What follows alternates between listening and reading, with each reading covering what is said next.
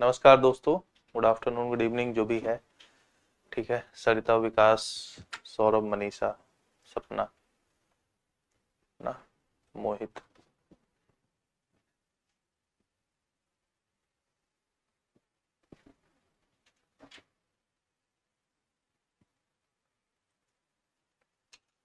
ठीक है, चलिए। तो हम लोग क्या पढ़ रहे थे? डेमोक्रेसी को पढ़ रहे थे, लोकतंत्र को। लोकतंत्र ना।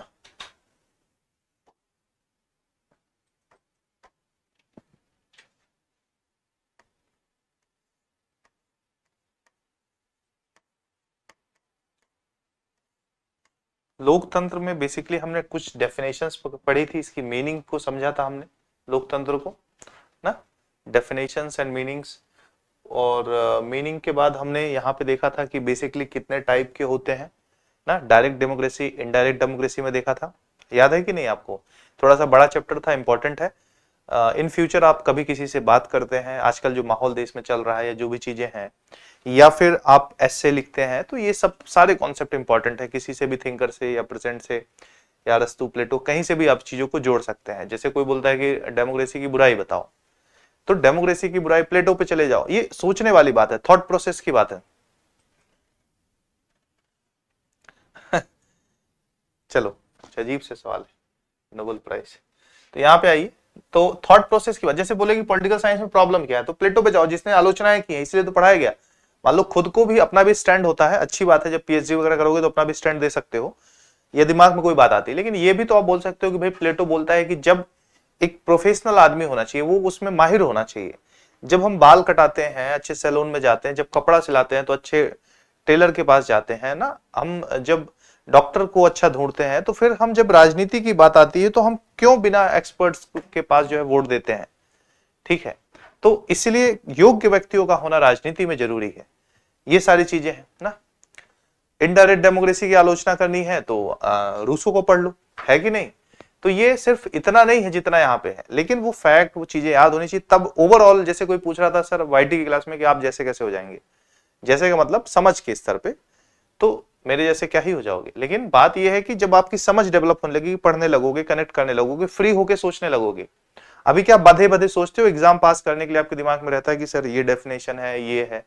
अब जैसे हमने देखा था कि कल हमने देखा था कि जो इलेक्टोरल सिस्टम है, निर्वाचन प्रणाली है, ठीक है। अब वही पीपीटी पे रहता है तो वो लिखा रहता है और थोड़ा सा जल्दी होता है, बस ये समझाने के लिए बताऊं। निर्वाचन प्रणाली भी हमने देखा था कि भाई दो प्रकार की होती है। एक होती है कि एक कॉन्स्टिट्यूएंसी से एक व्यक्ति, यानी कि एक निर्वाचन क्षेत्र से एक व्यक्ति चुना जाएगा। इसी में first pass the post system, ठीक है। First pass the post system जो है, हम देखेंगे कि इसको हम लोग जो पहले आओ पहले पाओ वाली, जो अधिक वोट पाएगा वो जीत जाएगा, जिसमें एक ही व्यक्ति चुना जाता है। हमने देखा प्रणाली तो बहुत बढ़िया है, ठीक है। लेकिन इसमें प्रॉब्लम यह है कि इसमें हमने ये एग्जांपल देखा था कि अगर कोई 35% वोट पा गया, ठीक है, अगला 34 पाया है और दूसरा 31 पाया है ना, तो देखा जाए तो 35% वाला विजयी होगा, लेकिन 34% वाला तो 1% मात्र कम है, और 31% वालों का क्या?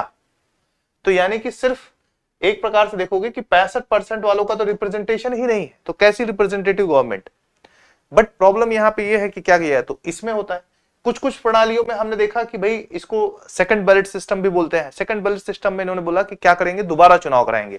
जैसे इन सब में चुनाव कराया गया, अब बोलेंगे जो सबसे कम आया इसको हटा देंगे, अब इनके इनके बीच में चुनाव कराएंगे, तो फिर क्या होगा, जो फिर 50% आ ही जाएगा। ये बात आती है ना, अभी इसको आगे चर्चा होने वाली है।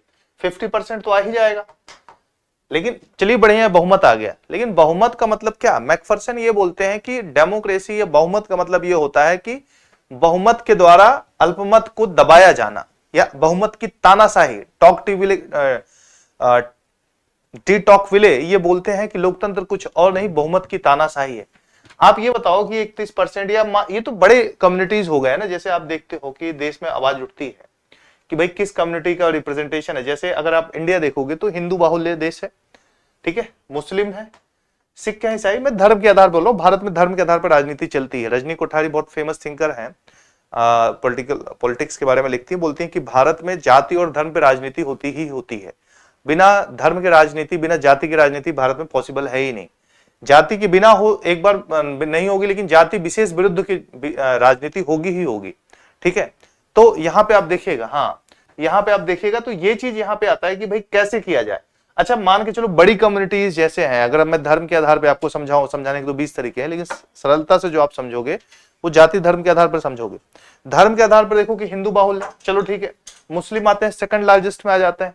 ठीक है, आप आ जाते हैं, सिख आ जाइए, क्या ईसाई नहीं है? ईसाई के अलावा क्या छोटी छोटी और कम्युनिटी, पारसी नहीं है? इनका तो बहुमत बनेगा ही नहीं कभी, तो क्या इनका प्रेजेंटेशन नहीं होना चाहिए, रिप्रेजेंटेशन नहीं होना चाहिए? होना चाहिए। तो प्रॉब्लम तो बॉस सिर्फ बहुमत पे नहीं आ जाएगा ना, 50% पे, तो फिर भी 50 क्या होता है, 51 होता है, मतलब आधे से ज्यादा, 49% तो फिर भी बाकी रह गया। तो ये कैसे डेमोक्रेसी हुई? हमने तो बोला हर व्यक्ति का मत महत्वपूर्ण होता है ना, सहमति जिस पे आ जाए, तो बहुत अच्छा पद्धति क्या है, लेकिन इससे बेस्ट कुछ है नहीं। तो ये प्रॉब्लम जब आती है तो इस प्रॉब्लम को सॉल्व करने के लिए ये होता है कि एक क्षेत्र से कई लोगों को निर्वाचित कर दो। सामान्य तौर पे हर को तो नहीं कर सकते, अभी हम पढ़ेंगे जो डेमोक्रेसी के टाइप्स को बताएंगे, लेकिन यहां पे अगर आप देखोगे तो ये बात आ जाएगी सीधी सी, कि यहां पे ये बात आ जाएगी कि चलो क्या करते हैं, यहां से अगर 3 बड़े लेवल पे हमको वोट मिल रहे हैं, 3 बड़े प्रतिनिधियों को, तो इनको तीनों को खड़ा कर दो उठा के। ठीक है, तीनों अपने अपने क्षेत्र के प्रतिनिधित्व की बात करेंगे, अपने क्षेत्र की बात करेंगे, लेकिन यहां पे देना सांप्रदायिक निर्वाचन प्रणाली वो अंग्रेजों जैसी नहीं होगी कि मुस्लिम केवल मुस्लिम के बारे में बात करेगा। उससे प्रॉब्लम पता क्या हो जाएगी? इसकी प्रॉब्लम ये हो जाएगी कि अगर हिंदू सिर्फ हिंदू के बारे में बात करेगा, सिख सिर्फ सिख के बारे में बात करेगा, या उनका रिप्रेजेंटेशन करेगा, जिसको हम बोलते हैं जो 1909 के अधिनियम से चालू हुआ था, तो अंग्रेजों के समय ये हिंदू मुस्लिम को लड़ाने के लिए पाकिस्तान की नींव धरी जा चुकी थी 1905 में ही। तो उसमें जो बात सबसे महत्वपूर्ण आती है उसका यह है कि यहां पे अगर आप ऐसा कर देते हो, तो जब मुस्लिम हुए, हिंदू हुए, सिख हुए, मैं बस समझाने के लिए बता रहा हूं, इस पे बहुत वो मजा आएगा, अगर किसी को बोल दिया जाए कि भाई सिख का वोट सिख को मिलेगा, तो वो कभी प्रयास नहीं करेगा कि अगर उसके एरिया में, या कभी हित की बात नहीं करेगा। किसके? वो हिंदुओं के हित की बात नहीं करेगा, वो मुस्लिम्स के हित की बात नहीं करेगा, वो ईसाइयों के हित की बात नहीं करेगा, सिर्फ और सिख के हित की बात करेगा। और उसके कॉन्स्टिट्यूएंसी में कोई भी हो, ऐसा अक्सर आपने देखा होगा, कभी नेता विधायक के पास जाइए और वो आपकी क्षेत्र का ना हो, बगल का हो, तो देखिए वो बोलेगा भाई हमारे एरिया का मामला ही नहीं, जाओ अपने विधायक के पास जाओ ना, अपने सांसद जी के पास जाओ, होता है ना, क्योंकि उनको पता है ये वोट ही नहीं देगा। तो ऐसी स्थिति में कोई पॉसिबिलिटीज नहीं, तब तो फिर और लड़ाई होगी और मतभेद होगा। और राजनीतिक पार्टियों में भी देखो, जिनको पता है कि इस फलानी पार्टी का, इस फलाने व्यक्ति का वोट नहीं मिलेगा, वो आदमी सही हो गलत हो, उसको विरोध करना है, होता है कि नहीं? तो इसी का सॉल्यूशन निकालने के लिए, ठीक है,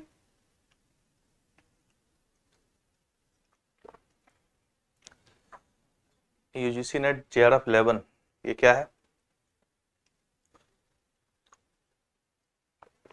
ठीक है, चलिए इसी का सॉल्यूशन निकालने के लिए निर्वाचन प्रणाली, अब ये सब जब तक पढ़ोगे नहीं ना, डेमोक्रेसी की रियल प्रॉब्लम आपको समझ में आने वाली ही नहीं। और ये कहो कि मैं बताऊं कि क्या प्रॉब्लम है, ये पढ़ के समझ में भी आना चाहिए, इसीलिए इन सारी चीजों को पढ़ रहे हैं। थियरी क्यों पढ़ते हैं हम? जो रियल में हो रहा है उसमें खुद भी दिमाग लगाओ, ठीक है। इसको ये आपकी समझ जब विकसित होगी, जैसे आप एक बार तो क्या है, पहले सिलेबस देखोगे, ये होता है पहली बार सिर में, जैसे कहीं नई जगह घूमने जाओ, सर ग्रुप है पॉलिटिकल साइंस का,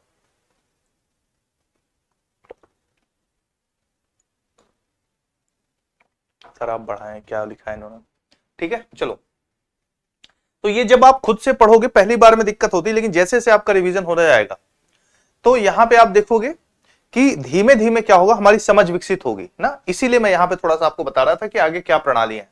फिर हम इसका सॉल्यूशन लेके आते हैं, हम कहते हैं कि चलो ठीक है, हम रेशियो में क्या करते हैं, जिस रेशियो में जो है बोलते हैं आनुपातिक प्रतिनिधित्व प्रणाली ना, प्रोपोर्शनल सिस्टम लेके आते हैं कि चलो जिस अनुपात में वोट मिले, जिस अनुपात में बहुमत आ जाए, या 3 अनुपात में तो 3 कैंडिडेट या 2 कैंडिडेट को खड़ा कर देते हैं। अच्छा, इसका प्रयोग कहां पे होता है? राज्यसभा में। देखो राज्यसभा से जो चुना जाता है, राज्यसभा का चुनाव कैसे होता है? राज्यसभा का चुनाव वोट तो हम देते नहीं, वहां पर लोकसभा में तो हम वोट देते हैं। लोकसभा के चुनाव में डायरेक्ट प्रतिनिधियों को चुनते हैं। अप्रत्यक्ष रूप से राज्यसभा को कैसे चुना जाता है? राज्यसभा को चुना जाने का आधार हमारे जो विधानसभाएं हैं, उनके जो विधायक वगैरह हैं, यही लोग चुन के भेजते हैं। तो अप्रत्यक्ष रूप से तो वहां पे कैसे अब ये बात आएगी कि एक ही थोड़े चुना जाएगा एक राज्य से ना, एक राज्य से एक ही व्यक्ति थोड़ा चुना नहीं जाएगा, एक राज्य से कई व्यक्ति चुने जाते हैं। जैसे यूपी में कितनी सीट है राज्यसभा की? पता होना चाहिए आप लोग को, जिस भी राज्य से हैं आपको लोकसभा की, विधानसभा की, राज्यसभा की, अगर विधान परिषद है आपके यहाँ तो उसकी सीट आपको पता होनी चाहिए। तो जितनी भी सीट है, अब 31 सीट क्यों, किस आधार पर चुन के भेजी जाती है? तो जाहिर सी बात है कि प्रोपोर्शन में भेजा जाता है। समझ में आ रहा ना इसका प्रयोग कहां पे होगा? नॉर्मल कॉन्स्टिट्यूएंसी में भी इसका प्रयोग हो सकता है, लेकिन भारत जैसे विशाल देश में आम, जहां आप लोग को ये दिमाग में अभी समझ में नहीं आया, पॉलिटिकल साइंस से एमए कर रखे हो, तो आम जनता को तो क्या समझ में आएगा, और बड़ा बवाल हो जाएगा। जो आप देखते हो ना मीडिया हाउसेस पे वो बैठते नहीं, टेलीविजन पे गाली गलौज करने, चिल्ला चिल्ला के बोलने वाले कुछ लोग, उनको भी नहीं समझ में आएगा। उनके टॉपिक रहते हैं, कई बार खुद ही फंस जाते हैं। दो चार को छोड़ो तो सब एक ही थाली के चट्टे वट्टे होते हैं। मीडिया वाले बुलाते रहते हैं, बेइज्जती करवाते रहते हैं और पैसा दे देते हैं उनको बेइज्जती। ठीक है, तो चलो इसी आधार पर चलते हैं समझने के लिए। हमारी ओवरऑल अंडरस्टैंडिंग अच्छी होनी चाहिए ना। मैं समझाऊंगा, कोई भी डाउट हो आप पूछ सकते हैं। ये उल्टा लग गया है पीडीएफ। लिबर्टी हमने जहां से पढ़ी थी, हम लोग सिस्टम देख रहे थे। 3 वेव्स हमने देख ली थी, डेमोक्रेसी पूरी दुनिया में कैसे आती है। तीनों वेव्स याद है? ठीक है, डेमोक्रेसी के 3 लोकतंत्र की 3 जो लहरें थी, याद है कब आई थी? पहले किसको मिला था? व्हाइट मेल्स को मिला था। अच्छा, हमारे आपका अपने अपने स्टेट का अलग अलग होगा ना। तो विधानसभा, ये याद होना चाहिए, यही सब तो पेपर में पूछा गया है और पूछा भी जाएगा। आज एक मेरे पास, जब मैं वाईटी की क्लास, आप लोग लेते नहीं हो, बदमाश बहुत हो, मैं पढ़ा आप ही लोग के लिए रहा हूं, मैं बंद कर दूंगा उठा के उसको। ठीक है, मेरे पास एक उस पे इंस्टा पे एक मैसेज आया था, पता नहीं बच्चों ने कहां से ढूंढ लेते हैं। वो उन्होंने पिछली बैच में पढ़ा था, अभी जो पेपर हुआ जून में उन्होंने दिया था। अब मैसेज मेरे पास शेयर करने का साधन नहीं, मैं दिखाता। उन्होंने बोला कि sir I am really sorry, आपने जो पढ़ाया था पूरा आपके नोट से आया है, मुझे लग रहा था कि आपने पढ़ाया, चर्चा की, लेकिन फिर भी मैं नहीं कर पाई। उनके टोटल 70 नंबर आए हैं, टोटल 70 नंबर, जो कि बहुत कम है। 35 क्वेश्चन सही होंगे दोनों मिला के। बोले मैंने कुछ नहीं पढ़ा था, लेकिन इतना पेपर 1 तो बिल्कुल गलत गया, उनके 5-10-12 क्वेश्चन ही सही हुए या 10, बाकी बोले कुछ नहीं पढ़ा था, लेकिन इतना समझ में आ गया कि सर आपका पढ़ाया हुआ आया था। अब ऐसा नहीं कि मैं अपनी बड़ाई कर रहा हूं, उन्होंने पढ़ा और रिवीजन ही नहीं किया। तो वो बोले थे आगे का बता दीजिए, या कुछ एलटी का भी शायद चल रहा है अपने यहाँ, तो बोले सर आप पढ़ा दीजिए। तो बोला हम कहाँ पढ़ा दें। तो कहने का तात्पर्य है कि जैसे लापरवाही आप लोग की अव्वल दर्जे पे चल रही है ना। वाईटी पे तो आप लोग जाते ही नहीं होंगे, देखते नहीं होंगे। पढ़ा आप ही लोग के लिए रहा हूं, पढ़ बाहर बाहर के बच्चे उसमें रहे। यूट्यूब ठीक है ना। पेपर 1 की चलती है तो उसको रिकॉर्डिंग में देख लीजिए ना, वो तो मुझे भी पता है। मैं चलिए टाइम आगे पीछे करवा दूंगा। पेपर 1 भी इंपॉर्टेंट है। मैं तो बोलता हूं कि पेपर 1 आपका कंट्रोल से बाहर है, जेआरएफ नहीं पाओगे। जिन बच्चों को जेआरएफ चाहिए वो पॉलिटिकल साइंस सेकंड पेपर मात्र से नहीं निकलेगा। निकलेगा तो नेट भी नहीं, लेकिन कुछ तो पढ़ोगे ही, ऐसा तो है नहीं। ठीक है, तो वो सब लेके चलिएगा। ये सब बातें हैं, थोड़ा सा बारीक हैं, और कई बार जैसे क्या होता है, बहुत मनोरंजन करके बहुत हिसाब से पढ़ाना, वो नहीं होता। बस मैं ये ध्यान देता हूं कि बच्चे क्लास में ऊबे ना, वो अलग बात होती है। लेकिन चीजें परीक्षा के लायक अपने क्लास से आ जाए, इससे बेहतर कुछ नहीं होता। ठीक है, तो अभी हम लोग आते हैं फिर से, ये तो वापिस आ गया। प्रणालियों पे आते हैं। 3 वेव्स याद है कि नहीं? अब रिवीजन करने के साथ वो याद होना चाहिए। मैं इतना बार बार क्यों बोलता हूं? क्योंकि जो है ना, आप लोग भी इसमें से बहुत से लोग ऐसे मिलने वाले हैं, क्योंकि लापरवाहों की कोई कमी थोड़ी है। वो जो लापरवाही करते हैं हर बार मिलते ही मिलते हैं। इलेक्टोरल सिस्टम पे हम देख रहे थे, ठीक है ना। कोई बात नहीं, टाइम मैनेजमेंट की भी दिक्कत हो रही होगी, मैंने बताया था बच्चों को। ठीक है, इनडायरेक्ट डेमोक्रेसी के टाइप्स भी हमने देखे थे। आज की ही वाईटी क्लास में मैं रिवीजन कराता था। इनडायरेक्ट डेमोक्रेसी 2 प्रकार की होती है। डेलीगेशन मॉडल, 2 मॉडल होता है, एक डेलीगेशन होता है, एक क्या होता है, एनलाइटेंड मॉडल होता है। डेलीगेशन में जैसे कौन कौन समर्थक है, लॉक समर्थक है और बेंथम समर्थक है, कि जितना बोला गया भाई उतना ही करना है। लेकिन जब एनलाइटेंड मॉडल की बात आती है तो उसके समर्थक कौन है? जेएस मिल है, एडमंड बर्क है। बोलते हैं नहीं नहीं, आप भले ही बनारस की लोकसभा से चुन के गए हैं, प्रधानमंत्री हैं, लेकिन आप देश के प्रधानमंत्री हैं, तो आपको उससे बियॉन्ड सोचना पड़ेगा। ठीक है,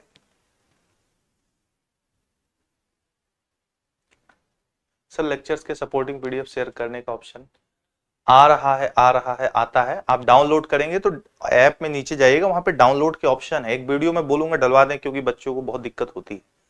ठीक है, जो भी टीम अगर देख रही है तो उसके संबंध में एक वीडियो डलवा दे, क्योंकि बच्चे बार बार यही, इसका जवाब मैं थोड़ी कितना देता रहूंगा। तो टेक्निकल टीम की जिम्मेदारी है ना, या जो लोग देख रहे हैं वो क्या करने के लिए देखते हैं, कुछ और भी तो काम होता है ना उनका। तो आप जाइएगा, जब ऐप पे स्क्रॉल करेगा, यहाँ पे जब करते हैं तो एक डाउन का एरो आता है ऐसे। चल क्यों ठीक है, बच्चों को मुझे पता है सच में बहुत दिक्कत होती है, ऐसे एरो आता है जब आप करोगे, इससे डाउनलोड करोगे तो वो सीधे आपका, फिर उसको खोलोगे जब डाउनलोड हो जाएगा तो उसको खोल के अपने ही व्हाट्सएप पे शेयर कर लीजिए। आजकल ऑप्शन आता है ना अपने ही पे, या अपना कोई टेलीग्राम हो अपने ही टेलीग्राम पे शेयर कर लीजिए, टेलीग्राम में पड़ा रहेगा हमेशा के लिए, फिर उसको कहीं भेज, प्रिंट आउट के लिए तो फोन से बाहर भेजना ही पड़ेगा, हो जाएगा। ठीक है, चलिए आप लोग आपस में चुनाव प्रणालियों में आगे बढ़ते हैं। ये थोड़ा सा समझाने के लिए इतना मैंने शुरू में बताया ना, सेकंड बैलेट सिस्टम अब समझ में आ रहा क्या है, हम पढ़ चुके हैं। ठीक है, अल्टरनेटिव वोटिंग सिस्टम भी पढ़ चुके हैं ना। अनुपातिक प्रणाली वही है कि मल्टी मेंबर्स होते हैं, मल्टी मेंबर्स होते हैं।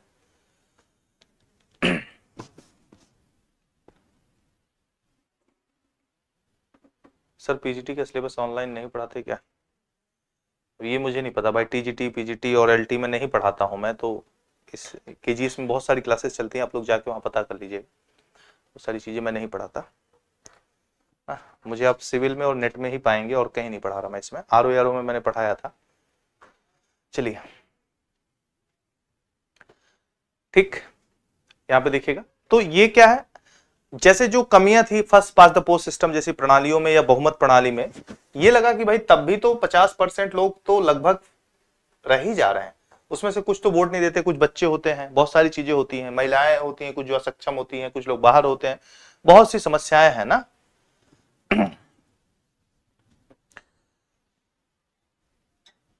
एक मिनट रुकिएगा, गर्म पानी में।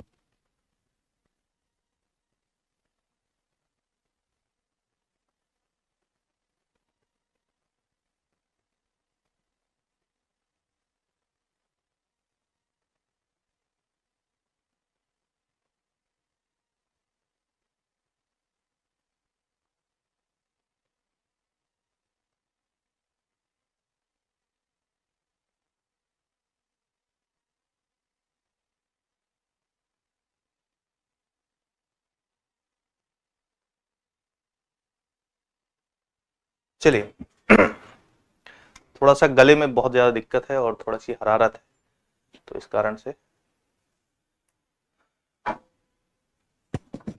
अब भाई पीडीएफ वाली समस्या मैं क्या बताऊं ना, ये तो फिर वही बात आ जाती है। चलिए, तो ये बेसिकली जो हमारा वो था सिस्टम कि भाई 50% लोग वोट दे रहे हैं जीत जा रहे हैं, और बाकी के 50% का क्या क्या इनकी अहमियत नहीं है, क्या लोकतंत्र ऐसा है ना। और अभी first pass the post system की तो एक नई ही प्रॉब्लम है।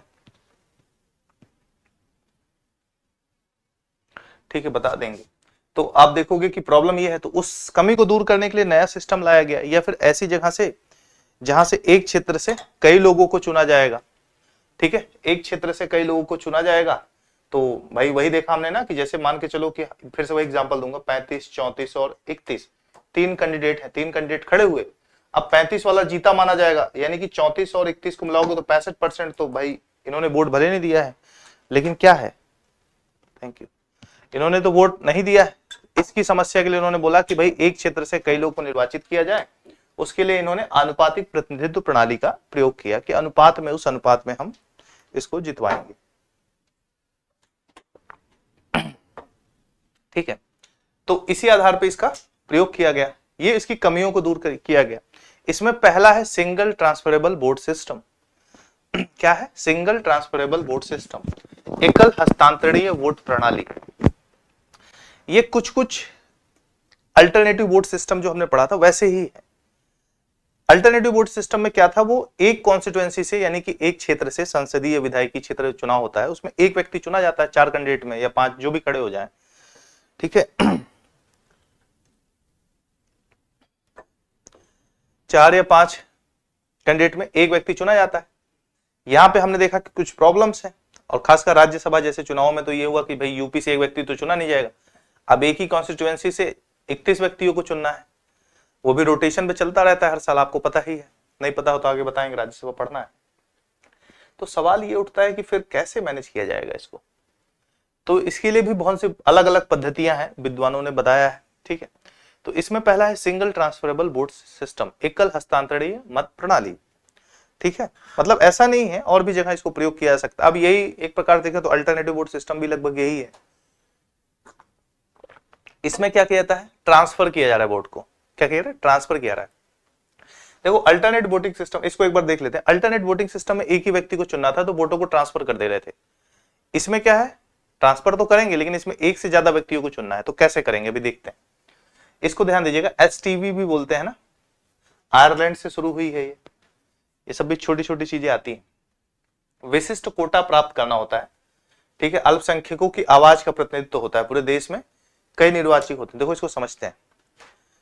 अब देखो ये डिपेंड करता है कि किस क्षेत्र से कितने कैंडिडेट्स को चुना जाना है, डिपेंड करता है। जैसे राज्यसभा का एग्जांपल ले लो तो जनसंख्या के आधार पर सीटों का निर्धारण किया जा रहा है। अब यूपी से अलग है, कहीं से 2 है, कहीं से 1 है, कहीं से 30 है, कहीं से 28 है, 35 है, ऐसे मतलब मान के चलिए 35 का 31 है, 31 ज्यादा नहीं है कहीं, तो मान के चलो कि अलग अलग राज्यसभा से चुना जा रहा है। लेकिन कहीं चुनाव होता है और मान के चलिए कि उसमें कोटा जनसंख्या के आधार पे कुछ भी आधार हो सकता है कि मान लो प्रति 10 लाख पे एक सदस्य को चुनना है, तो अगर 30 लाख जनसंख्या है तो 3 सदस्य चुने जाएंगे।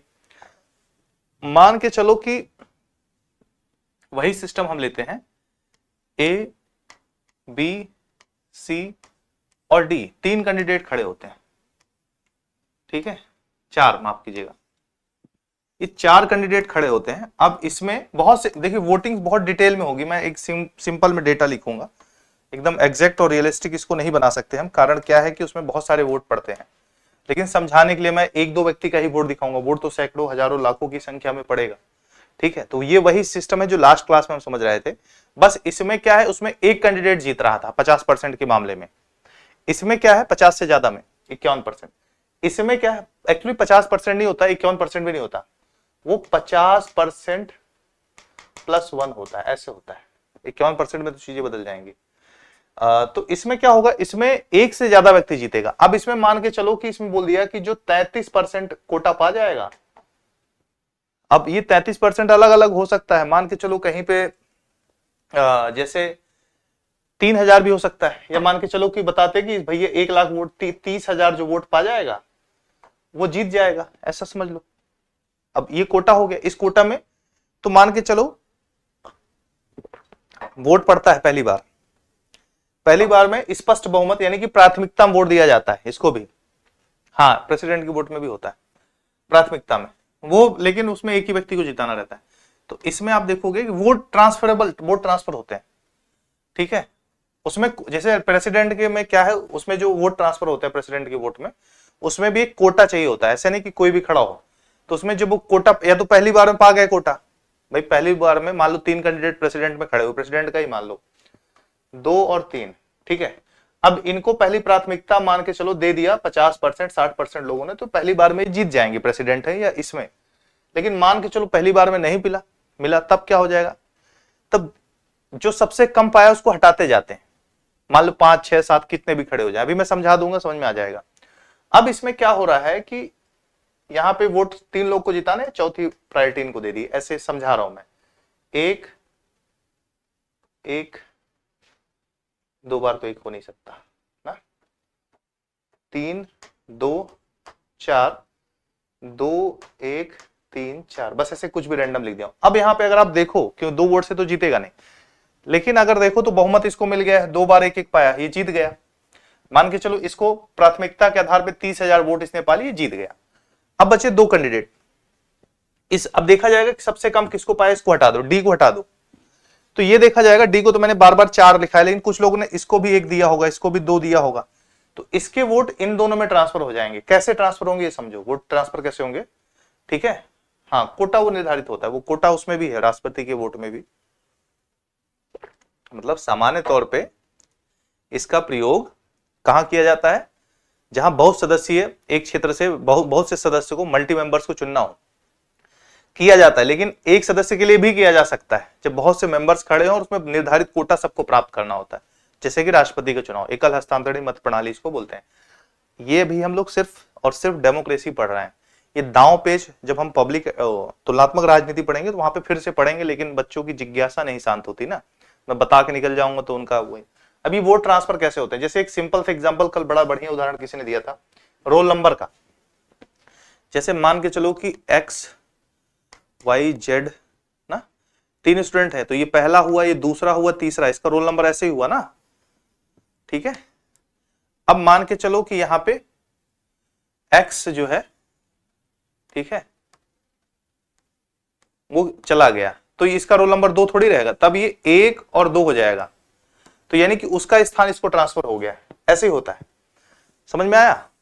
जैसे मान के चलो कि इसको 2 मिला, कोई वोट 2 मिला है, ठीक है, या 1 वोट इसको मिला है, इसको मान लो कुछ वोट तो प्राथमिकता पे मिले होंगे, हो सकता है इसको 10,000 वोट प्राथमिकता पे मिले हो या 1,000 वोट मिले हो, तो इसके 1,000 वाले वोट कहां खिसक जाएंगे? बगल में खिसक जाएंगे। जैसे ऐसे समझो, जैसे मान के चलो ए बी सी डी, ठीक है, अब हम मान के चलो कि ए को हटा रहे हैं, 1 2 3 4 ऐसे वोट मिले हैं, क्योंकि ए ने मान के चलो कम वोट पाए हैं, तो ए को हटा दो तो वोट ट्रांसफर हो जाएंगे, खिसक जाएंगे नीचे, तो ये वोट इसके लिए क्या हो जाएगा? 1 2 3 ऐसे खिसक जाएगा, वो ट्रांसफर हो जाएंगे। समझ में आ रहा ना? ऐसे में थोड़ा सा आपको नहीं समझ में आएगा, ठीक है। अब यहां पे कितने वोट किसको मिले हैं, वो खिसक जाएंगे, तो वो प्राथमिकता किसको मिल जाएगी? इसका फायदा बी को मिल जाएगा या सी को मिल जाएगा, जिस सीक्वेंस में जिसको मिला होगा। कई बार अब कौन सा कैंडिडेट हटेगा, अब किसमें किसको कैसे वोट दिया है। अच्छा, जो वोट देते हैं उनके पास भी विकल्प रहता है प्राथमिक, जैसे आप वोट जब दोगे, क्योंकि मैंने कल बताया था तो आज नहीं बताया, भूल गया, कुछ बच्चे नहीं हो, इसमें जब आप वोट दोगे ना तो ऐसे वोट नहीं दोगे कि जाके मुहर लगा दिए, नहीं, या ईवीएम दबा दिए, नहीं। आप जब वोट दोगे तो आपकी जो पेपर जी मिलेगा ना, उस पे आपको मान के चलो कि 4 कैंडिडेट हैं, ए बी सी डी, ऐसे चारों कैंडिडेट मिलेंगे और इसमें आपको प्राथमिकता लिखनी होगी। आपको मान के चलो बी सही लग रहा है, बी आपको लग रहा है, बी के बाद अगर बी हार जाता है, इनकेस वोट नहीं मिलते, तो इसको दूसरा दे दो, इसको चौथा और तीसरा, ऐसे प्राथमिकता में आपको वोट देने होते हैं। ऐसे सिंपल वोट नहीं देना, आपको प्राथमिकता निर्धारित करनी ही होती है। हाँ, यही सिस्टम है। ये देखो कितना कॉम्प्लिकेटेड है, हमको आपको तो समझने में दिमाग लगाना पड़ रहा है, तो आज आप लोग समझ गए, क्योंकि कल मैंने थोड़ा सा बताया था। सामान्य तौर पे बच्चों को इसमें समझने में दिक्कत आती है, वैसे बहुत सिंपल सिस्टम में मैंने बताया है, लेकिन अब आम जनता कैसे समझेगी इसके? अच्छे से काउंटिंग में भी तो बहुत पारदर्शिता, देखो लोकसभा राज्यसभा में बहुत कम सदस्य होते हैं ना, 250 सदस्य होते हैं, उसमें भी पता है 12 नॉमिनेटेड होते हैं, राष्ट्रपति निर्वाचित करता है और नामित करता है, 238 सदस्य ही आते हैं उसमें से भी, तो इतने कम सदस्यों में तो काउंटिंग होना कोई बड़ी बात नहीं है। राष्ट्रपति के चुनाव में लोकसभा राज्यसभा ना, और राज्यों की विधानसभाओं के तो उसमें भी एक सीमित ही संख्या है, उसमें भी सबका अलग अलग कोटा, उसमें भी कोटा और वोट की वैल्यू भी अलग अलग होती है। वो राष्ट्रपति पढ़ेंगे तब देखेंगे कि पार्लियामेंट, मेंबर ऑफ पार्लियामेंट, यानी कि जो एमएलए होते हैं उनकी वोट की वैल्यू ज्यादा होती है, जो एमपी होते हैं, एमएलए की वोट की वैल्यू कम होती है, मेंबर ऑफ पार्लियामेंट एमपी की वोट की वैल्यू ज्यादा होती है। उसका निकालने का तरीका है, बड़ा कॉम्प्लिकेटेड है, वो आता होता नहीं है, आज तक किसी एग्जाम में नहीं पूछा गया, यूपीएससी वगैरह में हम लोग पढ़ते पढ़ाते हैं, उसमें भी जो है नहीं पूछा गया आज तक, ठीक है। हाँ, तो ये समझ में आया कि नहीं क्या है? तो इसी सब से इसको लाया नहीं जाता और बड़ी ही खतरनाक प्रक्रिया है, आम जनता समझ ही नहीं पाएगी। ईवीएम पे तो भरोसा होता नहीं लोगों को, ठीक है। और पहले जब मशीन नहीं थी उस पर वोट देते थे, बूथ कैप्चरिंग होती थी, जो बाहुबली होता था उस मामले में वही जीतता था, सीधी सी बात है। सरकार हर जगह तक नहीं पहुंच सकती, क्राइम नहीं कंट्रोल कर सकती। ईवीएम की अपनी समस्या है, उसकी अपनी समस्याएं हैं। आम जनता तो सिर्फ ईवीएम और इस वोटिंग सिस्टम पे समस्या है ना, एक्चुअली प्रॉब्लम तो वोटिंग के पैटर्न में ही है, first pass the post system में ही है, लेकिन उसका बेहतर विकल्प नहीं है। तो हम लोग जो जितना दिखता है उतना ही सोच पाते हैं इस दुनिया को ना, ठीक है, जितना इस दुनिया को देख पाते हैं उतनी सोच पाते हैं। हमको जो समस्याएं दिखाई दे रही है हम वही जानते हैं, समस्याएं तो उससे भी गंभीर है, ठीक है। जैसे मीडिया को हमने कल चर्चा किया था, तो ये आपका क्या है, इसको हम लोग बोलते हैं सिंगल ट्रांसफरेबल वोटिंग सिस्टम, एकल हस्तांतरणीय मत प्रणाली। ये भी प्रयोग होती है, अपने ही देश में होती है और अन्य जगह भी होती है, ठीक है, कहीं कहीं दुनिया में होती है। अब राजनीति शास्त्र के स्टूडेंट होने के नाते हमको पता होना चाहिए कि वोटिंग का ये पैटर्न भी होता है। अभी जब तुलनात्मक राजनीति आएंगे तो वहां पे आएंगे। ईवीएम में गड़बड़ी देखिए, ईवीएम वैसे तो सवाल इसमें लेने लायक नहीं है, लेकिन इसलिए बता दे रहा हूं, ईवीएम का जो इशू है ना, अभी आपको क्या लगता है राहुल गांधी या अखिलेश यादव या फिर जो भी जितने बड़े नेता हैं वो ऐसे ही चुनाव के रिजल्ट को एक्सेप्ट कर लेते हैं? देखो, वो पॉलिटिकल प्रोपेगेंडा होता है, वो उसमें सवाल जवाब उठाए जाते हैं, लेकिन एक्चुअली में क्या है, जैसे ईवीएम के साथ जो सवाल नहीं उठा पाता या जो प्रॉब्लम है, जैसे केजरीवाल जी बड़ा सवाल उठाते थे, लेकिन इस बार देखो उन्होंने नहीं उठाया।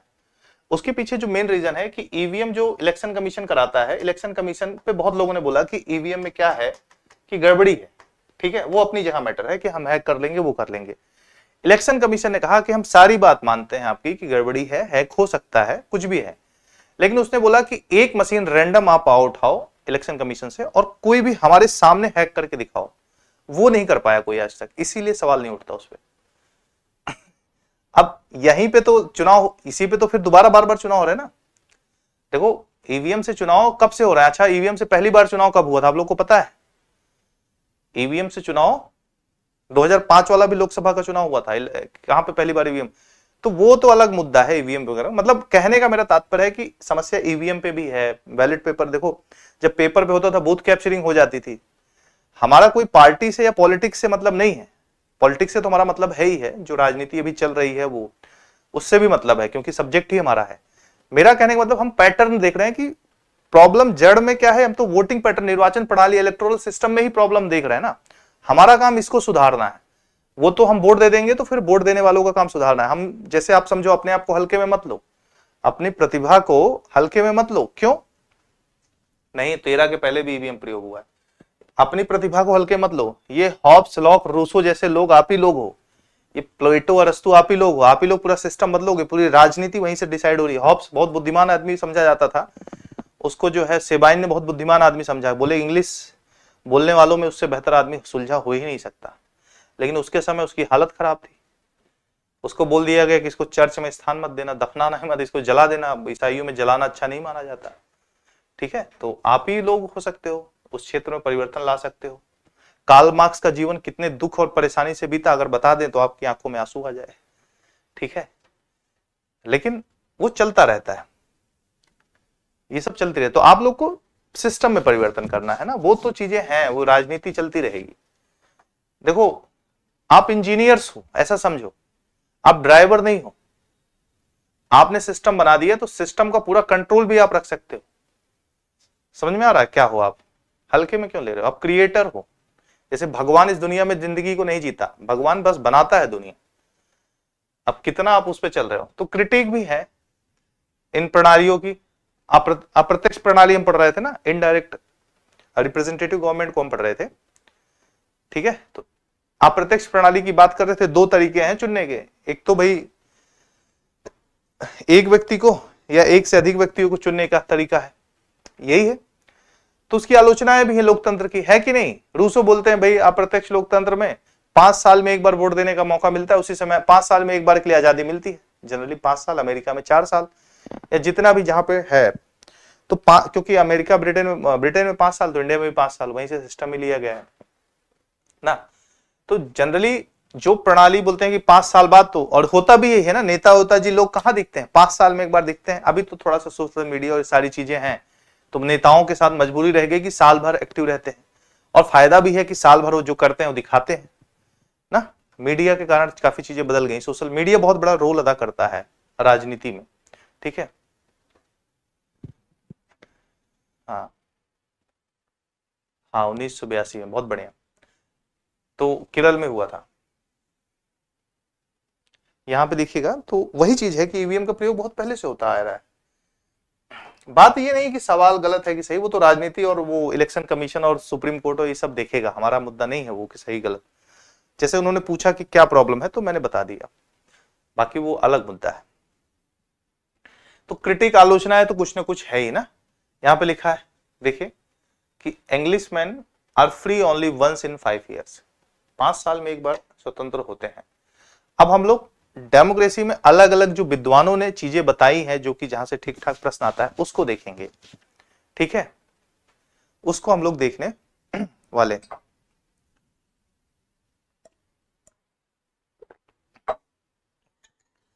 जैसे एक आता है, कोई किसी क्लास में कल ही पूछ रहा था कि पार्टिसिपेटरी डेमोक्रेसी क्या होती है? सहभागी लोकतंत्र। ठीक है, सहभागी लोकतंत्र है ना, उसी के टाइप्स अब हम पढ़ने वाले हैं। सहभागी लोकतंत्र मतलब जिस लोकतंत्र में जनता सीधे सहभागिता दिखाती है वही सहभागी लोकतंत्र है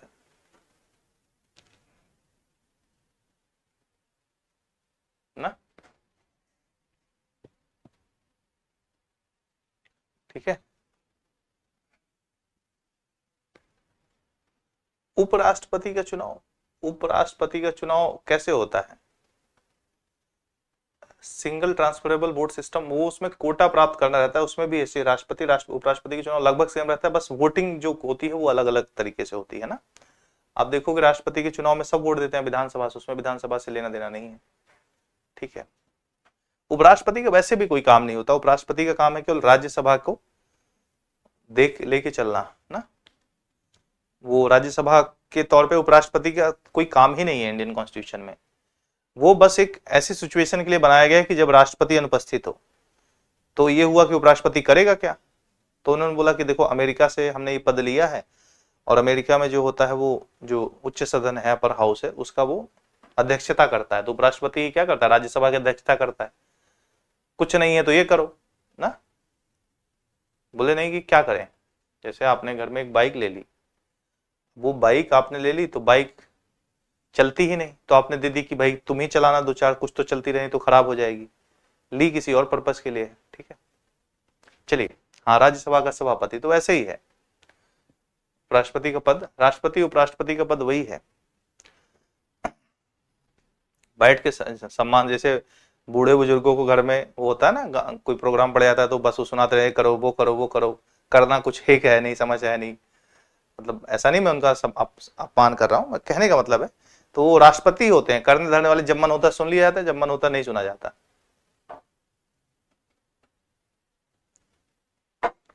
चलो यहां पे आते हैं, तो पार्टिसिपेटरी डेमोक्रेसी क्या है भाई? डेमोक्रेसी तो नाम ही पार्टिसिपेशन की है, लेकिन जिस डेमोक्रेसी में लोगों की सहभागिता ज्यादा से ज्यादा हो, और सहभागिता ज्यादा से ज्यादा किस लोकतंत्र में होगा? प्रत्यक्ष लोकतंत्र में होगा, ठीक है, प्रत्यक्ष लोकतंत्र में होगा ना।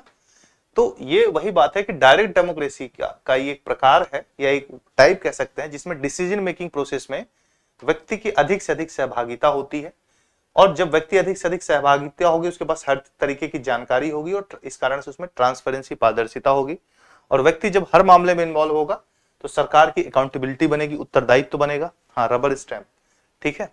ये देखिएगा यहाँ पे, जवाबदेही और शिक्षा प्रति मूल्य सुनिश्चित करता है, सिंपल था, इसमें ज्यादा दिमाग के दांव पेच नहीं लगाना है। तो पार्टिसिपेटरी डेमोक्रेसी सामान्य तौर पे क्या है? व्यक्ति की अधिक से अधिक सहभागिता जिस क्षेत्र में होती है, और उसको हम प्रत्यक्ष लोकतंत्र भी बोलते हैं, इसी को पार्टिसिपेटरी डेमोक्रेसी बोला जाता है, ट्रांसपेरेंसी, अकाउंटेबिलिटी। और आप देखोगे, हमने पढ़ा ही है ना, रूसो इस चीज का प्रबल रूप से समर्थन करते हैं, और बोलते हैं कि लोगों की, जनता की इच्छा प्रत्यक्ष रूप से दिखनी चाहिए, वही उनकी जनरल विल है ना। ये तो कुछ है नहीं इसमें सोचने लायक, ठीक है। अमर्त्य सेन, अमर्त्य सेन पे आ जाते हैं। अमर्त्य, अभी लोगों के देखो, ये यहां से इंपॉर्टेंट हो रहा है, इंपॉर्टेंट इसके पहले वाला भी था, इलेक्टोरल सिस्टम, ये सब जो हमने पढ़ा ना, डेलीगेटेड सिस्टम, एनलाइटमेंट सिस्टम। बात ये है कि यहाँ से सवाल खूब आते हैं और गलत होते हैं, इसीलिए मैं बार बार अलर्ट कर रहा हूं, मैं पढ़ाते हुए तो चला जाऊंगा, तो नोट डाउन, पेन पेपर आपके चालू रहने चाहिए ना।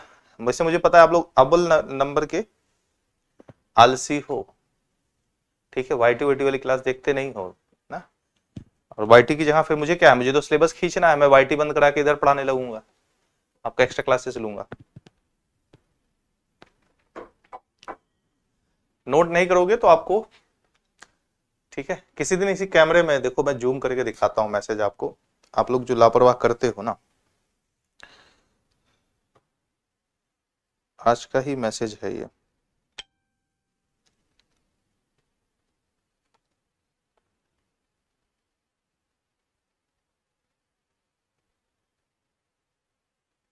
देखिए, रीना रॉय जी का मैसेज आया है। अब इसका स्क्रीनशॉट तो होगा नहीं आपका कैमरे पे, इसमें दिखेगा कितना आपको मुझे नहीं पता, दिख ही नहीं रहा है, ठीक है। इतना लंबा मैसेज इन्होंने भेजा है, और यही बोला है जो मैं आपको बता रहा था अभी, जब मैं दोबारा पढ़ा रहा था, कि सर मैंने लापरवाही कर दी थी, जैसे कि आप लोग कर रहे हैं अभी, फिर भी करोगे, कोई बात नहीं ठीक है। फिर आप लोग इसमें से अमर्त्य सेन के बारे में देखते हैं ना, उन्होंने यही बोला कि सर जो आपने पढ़ाए थे वहीं से सवाल आए। सवाल का मतलब बहुत सारी चीजें उन्होंने सुनी थी जो एग्जाम में, कोई बात नहीं, पेपर 1 का होता है तो रिकॉर्डिंग देख लीजिएगा, मैं टाइम चेंज करवा दूंगा वाईटी का, आप खुश। यहाँ पे आइए, अमर्त्य सेन, सहभागी लोकतंत्र के लिए क्षमता निर्माण। अब देखो, अमर्त्य सेन के बारे में हम पढ़ चुके हैं, मतलब वैसे कोई अलग से नहीं पढ़ना, लेकिन इनके बारे में हमने सामान्य तौर पे देखा कि बोलते हैं कि आज चीज वही अच्छी, लोकतंत्र वही अच्छा जो लोगों की क्षमता का निर्माण करे। सोए तो बढ़िया फ्रेश होकर उठना चाहिए, ठीक है। कैपेसिटी बिल्डिंग पे ज्यादा ये ध्यान देते हैं, बस सिंपल सा सुनिएगा इनका, आप ये जोड़ लीजिएगा। जैसे हमने हॉब्स का निरंकुश संप्रभुता के साथ उनका संबंध जोड़ लिया, वैसे कैपेसिटी बिल्डिंग सहभागी लोकतंत्र में आप देखोगे कि क्षमता निर्माण की बात अमर्त्य सेन कहते हैं, मतलब गरीब पिछड़े कोई भी हो उनके भला होना चाहिए उनका, ठीक है। देखिए बार बार ये वर्ड मैंने हाईलाइट भी किया है ना, कि बोलते हैं जो लोकतंत्र है ना वो सक्रिय रूप से शामिल होने के कारण व्यक्तियों को सशक्त बनाता है, यानी कि लोगों के सशक्त बनाता है, लोगों की क्षमता विकास करेगा, लोगों का भला करेगा, किसी एक विशेष वर्ग या राजा महाराजा के परिवार का भला नहीं करेगा, हमारा आपका भला करेगा, ठीक है। हाँ वाईटी की टाइमिंग चेंज करा देंगे, ठीक है। चलिए यहां पे देखिए एक स्टेट, अब ये याद करना पड़ेगा किसने क्या बोला है, अमर्त्य सेन का तो बार बार यही है। यहां पे देखिएगा जैक्स रेंसिरे ना, मैं टाइमिंग चेंज करा दूंगा भाई, देखो अभी तो टाइम है। जैक्स रेंसिरे ने क्या बोला है ना, political participation to and domination. यहां पे देखिए हाईलाइट भी है कि जो राजनीति में भागीदारी अति शासन या कुशासन को या फिर एक प्रकार से डोमिनेशन जो होता है उसको रोकता है ना, भागीदारी वर्चस्व और शोषण की प्रणालियों को खत्म करने की कुंजी है, बस सिंपल था, ज्यादा परेशान होने वाली चीज नहीं, सिंपल ही है ऐसा। नैन्सी फ्रेजर ना, पब्लिक काउंटर, अब देखो ये पूछा जाएगा कि किसने पब्लिक काउंटर शब्द का प्रयोग किया। नैन्सी फ्रेजर, सवाल कहां से बनते हो तो हमको पता ही है ना, सवाल हमको कहां से बनते हैं तो पता ही है, सवाल कहां से बनते हैं, यही से पूछा जाएगा कि पब्लिक काउंटर वर्ड, ये टर्मिनोलॉजी, ये टर्म किसने यूज किया है यार, who coined the term public counter, तो उत्तर रहेगा Nancy Fraser. Nancy Fraser public counter की अवधारणा को इन्होंने सामने लाया और बोला कि जो हाशिए में समाज में एकदम नीचे जो रहते हैं, जो कम से कम सुविधा मिलती है, जो अभाव में जीते हैं ना, वहां पे देखिएगा उनको बोलते हैं कि अपना स्वयं सार्वजनिक क्षेत्र बनाने की वकालत की, जब वो एक हो जाते हैं लोकतंत्र में तो वो अपना विकास कर पाते हैं। पब्लिक काउंटर कर सकती है किसी भी चीज को, और होता भी है। एग्जाम्पल देख लो, एग्जाम्पल पे देख लो, अगर मान के चलो कि जैसे आप बोलो कि जैसे क्या होता है, सरकार पे दबाव बनाने के लिए दबाव समूह हमने पढ़ा, दबाव समूह मतलब हम जानते हैं, पढ़ेंगे आगे। दबाव समूह क्या होता है कि जब एक ही तरह के लोग कितने भी कमजोर हो इकट्ठा हो जाएं तो सरकार, क्योंकि वोटिंग है ना, वोट तो उनको लेना, तो उन पर दबाव बढ़ जाएगा और वो हित के बारे में सोचने लगेगी। तो और कमजोर हो या मजबूत हो या नॉर्मल लोग हो, स्टूडेंट है, स्टूडेंट खिलाफ हो जाए सरकार के, ये बात रखें, खिलाफ होने वाली बात अलग है, बात अगर मान को चलो साथ में रखें तो दबाव बनेगा ना सरकार पे, बनेगा, क्यों नहीं बनेगा। और आज के युवा ही तो पूरे देश की अर्थव्यवस्था में योगदान दे रहा है ना। दुष्यंत जी, आज की पीढ़ी देखो, ठीक है, ये समझिएगा, पब्लिक काउंटर, नैन्सी फ्रेजर, ये सब याद रखिएगा।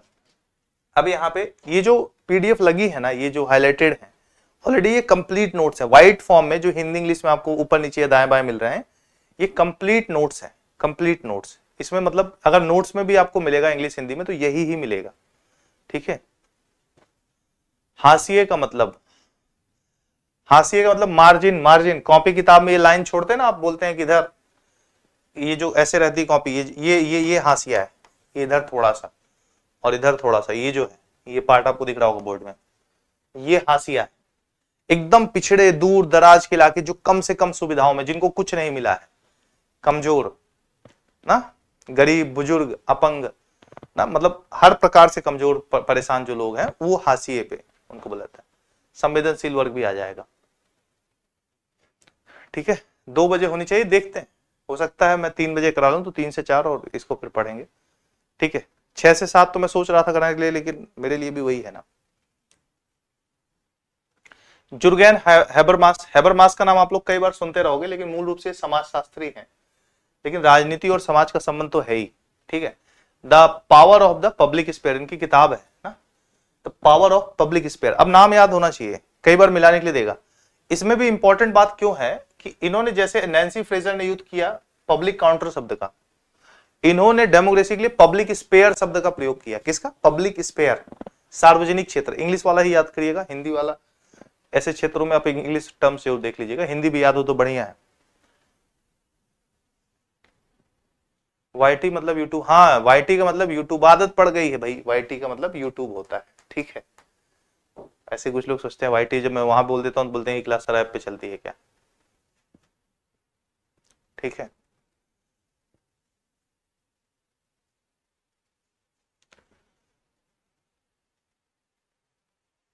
हाँ चलिए ना, तो पब्लिक स्पेयर समझ में आ गया। अब इसमें ज्यादा कुछ समझना नहीं, हैबरमास पब्लिक स्पेयर, किताब का नाम भी है the power of the public sphere. अब इन्होंने डेफिनेट कुछ तो बोला ही होगा ना, तो सार्वजनिक क्षेत्र पश्चिमी देशों में लोकतंत्र की असली ताकत खुली प्रवचन बहस, मतलब खुले में वो जो अभिव्यक्ति की स्वतंत्रता उससे है, ठीक है। ये सारी चीजें इनसे इस बार क्वेश्चन आया था, देखिए तो यही तो आया था। अब ऐसे आप लोग भी बोलोगे सर हैबरमास और पब्लिक स्पेयर जैसी चीजें हम पढ़े हैं, और अभी और भी जगह मिलेंगे जुर्गेन हैबरमास, ठीक है। देखिए कोशिश करते हैं 3 बजे से, कोशिश करते हैं, ठीक ही रहेगा, ठीक है। यहां पे देखिएगा बेंजामिन बार्बर नहीं, अभी नहीं हो पाएगा, अभी मेरी क्लास है एक इसी बीच वाईटी से, और इसके बीच में क्लास रहेगी ऑफलाइन जो है, तो पॉसिबल नहीं हो पाएगा उसमें। राखी मतलब 22 अगस्त लास्ट में करा लेंगे, अभी 10-15 दिन और ऐसे पढ़िए। बेंजामिन बार्बर, तो भ्रष्टाचार के मुद्दे के समाधान के लिए सहभागी लोकतंत्र महत्वपूर्ण है, नागरिकों की सक्रिय भागीदारी को ये महत्वपूर्ण मानते हैं, इन्होंने कोई टर्म वैसे यूज नहीं किया, सहभागी लोकतंत्र के ये भी समर्थक है बेंजामिन बार्बर, ठीक है। चलिए हाईलाइटेड है ऑलरेडी, आपको दिक्कत नहीं होगी। कैरोल पैटमैन, इनका नाम तो सुना होगा, नारीवादी विचारक ना, कैरोल पैटमैन, ठीक है। पार्टिसिपेशन एंड डेमोक्रेटिक थियरी इनकी किताब है, ठीक है। पार्टिसिपेशन, इनका किताब का नाम भी लिखते जाइएगा ना। इन्होंने बोला भागीदारी मॉडल में सबसे बड़ी चीज क्या है कि अधिकतम भागीदारी नागरिकों की जब होती है तो जो नीतियां होती है वो जनता के अनुरूप बनती है ना। यहाँ पे देखिएगा भाई वाईटी का क्लास का टाइमिंग तो शिफ्ट हो ही नहीं पा रहा, एक्स्ट्रा क्लासेस क्या है, एक्स्ट्रा क्लासेस वाइट यूट्यूब का हटा के लगवाने वाले थे, लेकिन यही क्लास हो जाए कुछ दिन में तो फिर लगवाएंगे यूट्यूब का। हाँ 15 अगस्त के बाद बोले थे, तो 15 अगस्त बीत तो जाने दो, कितना पढ़ लोगे, मुझे तो ये लगता है कि 3 घंटे तो इसी में चले जाएंगे यूट्यूब और ये मिला के। हाँ सेक्सुअल कॉन्ट्रैक्ट भी नहीं का, और उसके बाद पेपर 1 भी पढ़ते हो, मुझे आप लोग पे दया लगती है, लेकिन आप लोग को अपने ऊपर दया नहीं लगती कि 3 घंटा और पढ़ा दो, ठीक है।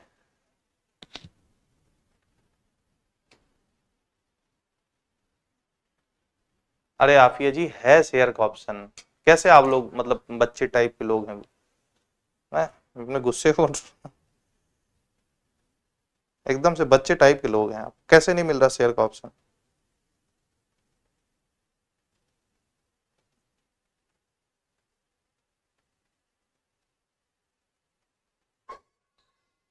टेक्निकल टीम भी किसी काम की नहीं है बैठ के, उसको ये सब वीडियो डालने चाहिए।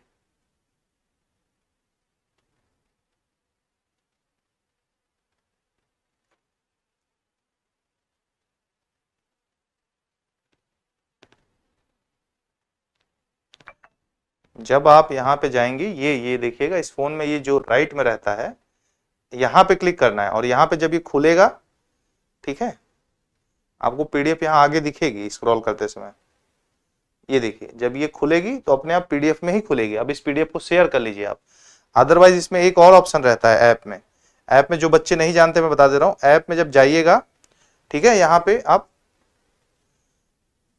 स्टोर में नहीं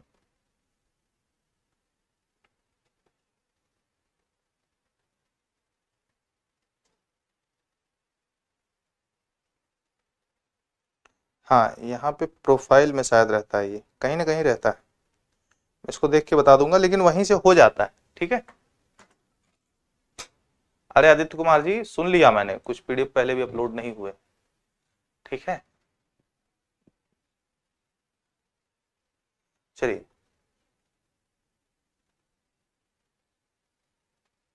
वही पीडीएफ क्लास वाले सपोर्टिंग पीडीएफ की ही बात कर रहा हूँ, प्रोफाइल में, हाँ प्रोफाइल में जगह डाउनलोड होता है वहां पे भी दिखेगा, ठीक है। मैं एक यूट्यूब पे एक वीडियो बोल के डलवा दूंगा ना, ठीक है, कैसे डाउनलोड करना है कैसे करना है इसके बारे में एक वीडियो में बोल दूंगा, बना के डाल दिया जाएगा।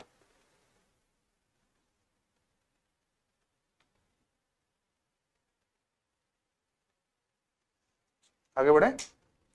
लोकतंत्र का बहुलवादी सिद्धांत। अब देखो, ये तो जो बहुलवादी हैं, विचारक हैं ना, जैसे मार्क्सवादी हैं, ठीक है, तो इन विचारकों की अगर हम बात करें तो बहुलवादी सिद्धांत की बात आती है, ठीक है ना, बहुलवादी सिद्धांत। तो बहुलवादी इसमें भी अपना सिद्धांत देंगे। लोकतंत्र, अच्छा बहुलवाद में क्या बताएंगे, लोकतंत्र तो अपने आप में ही लोगों की विचारधारा या मान्यता की बात है, कहने को तो यही है, लेकिन ऐसा होता है क्या? क्योंकि हमने देखा कि वोट जिस आधार पर दिया जा रहा है उसी आधार पर लोकतंत्र बन रहा है।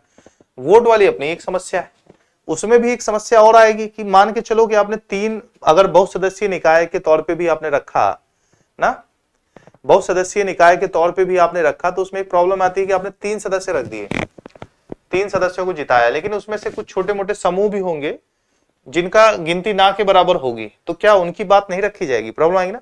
बहुलवादी इसको बोलेंगे लोकतंत्र बहुत से समूहों में होती है, एक जगह या बहुमत के आधार पर नहीं होगी। तो इसी में बहुत से विचारक हैं, अपना अपना विचार देते हैं। रॉबर्ट डहेल जैसे विचार प्रमुख हैं, तो एक एक करके हम लोग देख लेते हैं, ठीक है।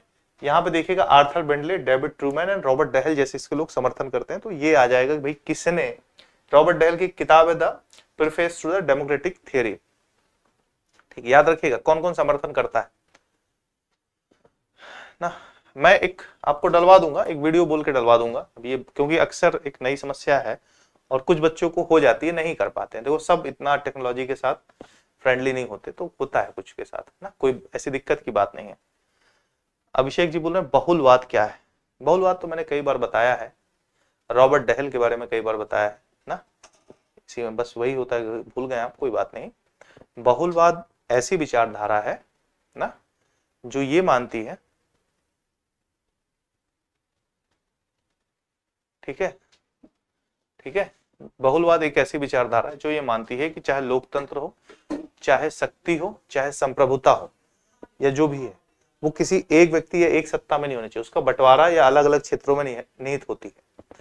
रॉबर्ट डहेल का मानना है कि जो इसे लोग संप्रभुता भी होती है, सिर्फ राज्य के पास नहीं होना चाहिए, सारी शक्ति राज्य के पास होनी चाहिए, लोगों में निहित होनी चाहिए, विभिन्न समुदायों में होनी चाहिए। ये लोकतंत्र में भी मानेगा कि बहुत से समुदाय सब एक जैसे बहुमत के आधार पर नहीं होना चाहिए, जैसे लोकतंत्र में चीजें बहुमत के आधार पर होती है, तो बोलेगा बहुमत में तो अल्पमत भी होता है, वो छुप जाएगा तो कहां से होगा। तो उनकी भी बात सुनी जानी चाहिए जो कम संख्या में है, सबकी विचारों की विविधता पे ध्यान देता है, ठीक है। वॉल्जर की बात याद है, वॉल्जर को पढ़ा था हमने, ठीक है। चलो ना, विचारों को अपनाती है, समाज में देखिएगा, ध्यान दे। बहुलवाद लोकतंत्र की एक अवधारणा, लिखा तो है यार, क्या पूछ रहे हो, ठीक है, समझा भी दिया मैंने, जो इस विचार को अपनाती है कि समाज में सत्ता विभिन्न समूहों के बीच वितरित की जाती है, जिसमें प्रत्येक अलग अलग हितों का प्रतिनिधित्व करता है, ठीक है। एक गतिशील बहुआयामी राजनीतिक परिदृश्य की तस्वीर पेश करती है। और ये नोट्स है, पूरा अपने आप में नोट्स है, ये जो पीडीएफ लगे, एक्चुअली जो इसके पहले ब्लैक उसमें व्हाइट में पीडीएफ बने थे, वो मैंने अपने हिसाब से बनवाए थे। ये नोट्स मैंने दिए, उन्होंने तो बीच में छांट फीट कर दी थी, ठीक है। तो मैंने बोला कि पूरा ही डाल दो, मैं हाईलाइट कर दूंगा वो पॉइंट जो पढ़ाना होगा। तो ये नोट्स है, अगर नोट्स पूरी तरह से कंप्लीट नोट्स हैं, टेंशन मत लीजिएगा। बहुलवाद, आर्थर बेंटले क्या बोलते हैं, तो ये भी क्या है, बहुलवादी है। बेंटले का आप देख लीजिए, राजनीतिक सामाजिक दबाव से प्रभावित होती है, सतत प्रक्रिया है। तो बोलते हैं कि समाज के दबाव से राजनीति चलती है, समझ में आ रहा? तो समाज में विभिन्न समूह होते हैं, उन समूहों का प्रतिनिधित्व होना चाहिए, ठीक है। तो ये भी होता है कौन कौन समर्थक है, कौन कौन नहीं है ना। इनकी किताब देखिए, process of the government, a study of social pressure, किताब के नाम में ही इनके सिद्धांत को छुपाया गया है, ये छुपा है, ये नोट करते चलेगा। हर जगह हर चीज नहीं पढ़े, देखो पढ़ने को अब चाहे जो पढ़ो, अब किताबों में जाओगे तो इन्हीं के बारे में पढ़ते रह जाओगे आधे घंटे तक, लेकिन इतना पढ़ लोगे पेपर में काम हो जाएगा, ठीक है। डेविड ट्रूमैन की बात करें, इनका क्या है ना, इनकी किताब है, ध्यान दीजिएगा, the governmental process, the political interest and public opinion ना। तो ये भी मानते हैं कि जो सत्ता होती है वो सामूहिक हितों में, अलग अलग समूह में सबके अलग अलग हित होते हैं और सामूहिक हितों में ही सत्ता निर्माण करती है। और लोकतंत्र में समूह में तो निर्माण करेगी, लेकिन बहुलवादी विभिन्न सत्ता को अलग अलग लोगों में मानते हैं। ऐसा नहीं कि बहुमत दे दिया तो 50%, नहीं, उन बचे 49% में भी सत्ता होती है। और इसीलिए तो विपक्ष का भी उतना ही महत्व होता है लोकतंत्र में। विपक्ष का काम ही होता है कि सरकार की नीतियों पर प्रश्न चिन्ह लगाएं, लोकतंत्र में, एक स्वस्थ लोकतंत्र में एक हेल्दी विपक्ष का होना आवश्यक है ना। सरकार पे दबाव बना के रखती है, सरकार पे नियंत्रण रखता है विपक्ष, ठीक है। मजबूत विपक्ष का होना अच्छी बात है। तो लोकतंत्र में विपक्ष भी, विपक्ष किनका होता है? जो लोग वोट दिए हैं और उनकी पार्टी नहीं जीती है, वो विपक्ष। तो विपक्ष कई बार पक्ष से ज्यादा महत्वपूर्ण होता है। चलिए डहल की बात कर लेते हैं, रॉबर्ट डहल की ना। रॉबर्ट डहल की अगर हम बात करें तो लोकतांत्रिक सिद्धांत की प्रस्तावना, ये एक्चुअली हिंदी में कर दिया उसको, इनका क्या है रॉबर्ट डहल की ना। अब देखिएगा प्रीफेस टू डेमोक्रेटिक थ्योरी जो इनका दे रखा है, इनकी किताब है। किताब का नाम तो हमने पहले भी देखा है एक बार ना। तो 20वीं शताब्दी में ये एक प्रकार से कहें बहुलवाद की आधुनिक अवधारणा इन्होंने दी है कि लोकतंत्र केवल मतदान का कार्य नहीं है, जैसा हमने पहले देखा था। मतदान से बढ़ के जीवन जीने का एक तरीका है ना, हर व्यक्ति में होता है। लोकतंत्र केवल मतदान का अधिकार नहीं, बल्कि एक ऐसी प्रणाली है नागरिकों को निर्णय लेने में, भाग लेने में समान अवसर देती है। बहुसत्ता की अवधारणा इन्होंने पेश की है ना, ठीक है। तो इसको याद रखिएगा। आगे बढ़े। अब डहल के बारे में हमको पढ़ने का मतलब भी नहीं है ना। समावेशिता शब्द का प्रयोग करते हैं, इंक्लूजन का। इंक्लूजन मतलब हर उस व्यक्ति को इंक्लूड करो, ठीक है। व्यवहारिक पहलुओं पे ध्यान देते हैं।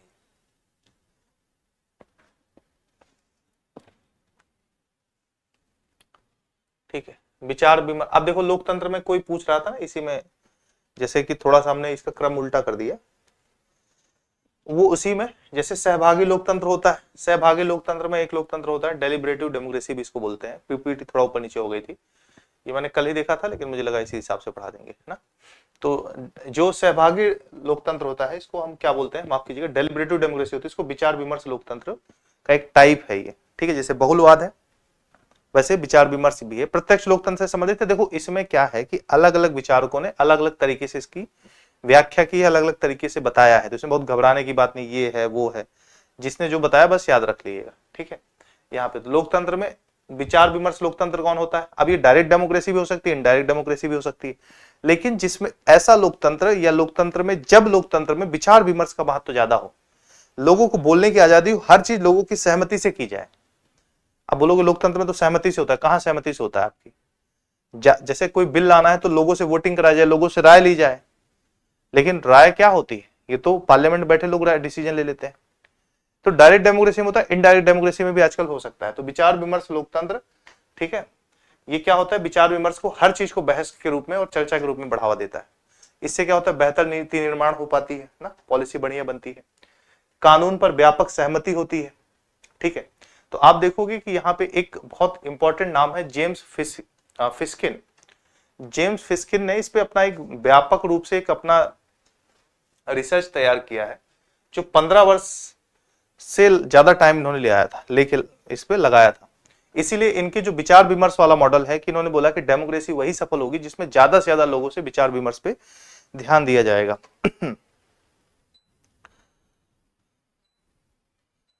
ज्यादा से ज्यादा लोगों के विचार विमर्श पे ध्यान दिया जाएगा,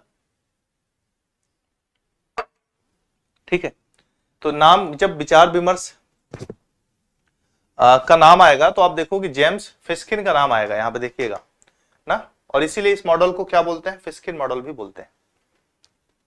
समझ में आ रहा है ना? तो इसमें क्या होगा? सूचना, ठोस संतुलन, विविधता, कर्मनिष्ठा, इन सब की जो डाइवर्सिटी बहुत ज्यादा रहेगी। विचार विमर्श तो है ही लोकतंत्र, ऐसे ही बोलते हैं। इस पे विशेष एक पक्ष पे जोर देते हैं जॉन फिस्किन, तो फिस्किन मॉडल भी इसलिए बोला जाता है इसको, ठीक है। इसकी कुछ यहाँ पे चीजें हैं। लोकतंत्र के प्रमुख प्रतिपादक, ये तो फिस्किन के अलावा भी कुछ लोगों ने और भी समर्थन किया है पहले भी, लोकतंत्र में विचार विमर्श को महत्व दिया जाना चाहिए। जैसे आप देखोगे कि यहाँ पे पेरिकल्स की बात करें, यूनानी विचारक थे जो राजनेता के रूप में मान्यता इनको प्राप्त थी। इन्होंने भी बोला कि बुद्धिमान पूर्वक चर्चाएं जो होती हैं, डायलॉग्स होते हैं, वो अच्छी गवर्नेंस के लिए बहुत इंपॉर्टेंट होते हैं, सुशासन के लिए बहुत ही ज्यादा महत्वपूर्ण होते हैं, ठीक है, बहुत ही ज्यादा महत्वपूर्ण होते हैं। अरस्तु ने भी विचार विमर्श की विशेष बात की है ना। बोलते हैं, अरस्तु का याद है कि नहीं, कि एक व्यक्ति बुद्धिमान हो सकता है, मैंने बताया था, लेकिन 100 व्यक्ति या अधिकतम लोग जब उसको सोचेंगे तो उस एक व्यक्ति से ज्यादा उनकी छोटी छोटी बुद्धि मिलकर ज्यादा व्यापक होती, ज्यादा पहलुओं के बारे में सोच पाती। तो अरस्तु भी इसका महत्व देते हैं, रॉल्स भी इसका महत्व देते हैं ना। रॉस ने बोला कि जैसे उन्होंने प्राकृतिक स्वतंत्रताओं के बारे में बोला कि कुछ बेसिक बोलने की स्वतंत्रता, घूमने की स्वतंत्रता, ये तो बेसिक सबको ही मिलनी चाहिए, ठीक है, इसमें कोई भेदभाव नहीं होना चाहिए ना, भेदभाव आगे चलकर वो करते हैं, याद है कि नहीं, डिस्ट्रीब्यूटिंग प्राइमरी गुड्स ना, उसी को उन्होंने जस्टिस बोला है, ठीक है। अन्ना आरेंट ने भी बोला है, अन्ना आरेंट ने राजनीति में सक्रिय भागीदारी विचार विमर्श के माध्यम से, आदि के माध्यम से ही इन्होंने बनाया है। अमर्त्य सेन की अगर हम बात करें, धन्यवाद, ठीक है, अमर्त्य सेन की अगर हम बात करें, ठीक है, अमर्त्य सेन की अगर हम बात करें तो अमर्त्य सेन भी तो यही बोलते हैं ना, क्षमता निर्माण के लिए सार्वजनिक लोगों की भागीदारी, अधिकतम जो है लोगों को फायदा मिले, पब्लिक रीजनिंग, तर्क के आधार पर बोलते हैं। हाँ याद है ना, देखो ये याद, अगर अब पीछे का याद नहीं करोगे तो मैं अन्ना आरेंट, अमर्त्य सेन ना और इन सबको बार बार पढ़ाता रहूंगा, इसीलिए जो सिद्धांत होते हैं वो जल्दी हो जाते हैं, तब भी मैं आप लोगों की क्लास में टाइम ज्यादा ले रहा हूं, ठीक है, क्योंकि थिंकर्स मतलब हर बैच का माहौल अलग होता है ना। पिछली बैच में तो पढ़ा रहा था, बच्चे बोले सर जल्दी चलिए, उबन लग रही है, उस पर थिंकर्स पे थोड़ा ज्यादा मैं टाइम दिया था। टाइम देने का तात्पर्य होता है कि रिवीजन वहां पे हो गया था ना, अब इसमें लेकिन तब भी होता है, अगर आप सिलेबस में आगे ज्यादा टाइम दे दोगे तो पीछे चल के आपको टाइम नहीं मिलेगा पीछे की यूनिट्स के लिए, तो बैलेंस बना के चलना चाहिए। अब इसमें खुद आपको थोड़ी सी मेहनत करनी है, रिवीजन कराना, मैं ही बार बार रिवीजन करा दूं प्लेटो अरस्तु बात बात पे। अब देखो अगर मैं रिवीजन कराऊं तो अमर्त्य सेन को, अन्ना आरेंट को, सबको रिवीजन कराते चले जाऊं, ठीक है, सबका रिवीजन कराते चला जाऊं ना, लेकिन बस वही बात है कि क्या मतलब है, जब पढ़ा चुके हैं तो वो चीज बार बार नहीं आनी चाहिए, ठीक है। यहाँ पे देखिए हैबरमास दोबारा आ रहा है, नियो मार्क्सिस्ट है, समाजवादी विचारक हैं ना। अब हैबरमास क्या बताएंगे, ध्यान दीजिएगा, आदर्श भाषण की स्थिति को प्रभावित करते हैं बोलते हैं, इन्होंने भी बोला है, मतलब एक तो फिशन मॉडल ठीक है, लेकिन उसके अलावा भी लोगों ने समर्थन किया है ना। यहाँ पे देखिएगा कि संचारी कार्रवाई और आदर्श भाषण की स्थिति बोलते हैं कि महत्वपूर्ण है ना। जोशुआ कोहेन के बारे में आप देखिए, ये क्या बोलते हैं, 5 प्रमुख तत्वों को इन्होंने पहचाना है, ठीक है, जोशुआ कोहेन ने। यहाँ पे देखिएगा, स्वतंत्र और चल रही प्रकृति, कानून, नीति निर्माण में विचार विमर्श, एक गैर जबरन वातावरण, यानी कि ऐसा वातावरण जिसमें लोगों को दबाया ना जाए, खुलकर बोल सके, विविध मूल्यों के लिए सम्मान, वैधता के स्रोत के रूप में इन्होंने 5 पॉइंट बताए हैं, इसको नोट कर लीजिएगा। अब जोसेन कोहेन के 5 पॉइंट पूछ लेगा, सिंपल। देखो मैं क्यों बोलता हूं कि डायरेक्ट क्वेश्चन यहां से आता है, मैंने उन चीजों को यहाँ पे जानबूझ के सीमित चीजों को रखा है, मैंने काम को बढ़ाया नहीं आपके, क्योंकि आप अब इसके आगे इनको जोसेन कुहा को, हैबरमास को पढ़ाने का कोई मतलब नहीं, मूल रूप से समाजशास्त्री है, और मार्क्स को भी हम पॉलिटिकल साइंस के अकॉर्डिंग पढ़ते हैं, तो ये पॉइंट्स आपके समझ में आएंगे, इसको बस नोट डाउन करके रिवीजन करना है। 5 की एलिमेंट्स को इन्होंने बताया डेलिब्रेटिव डेमोक्रेसी के ना, including its independent and ongoing nature.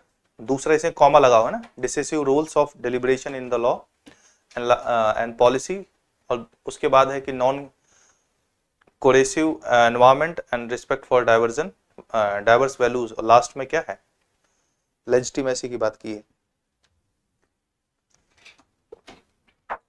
ठीक।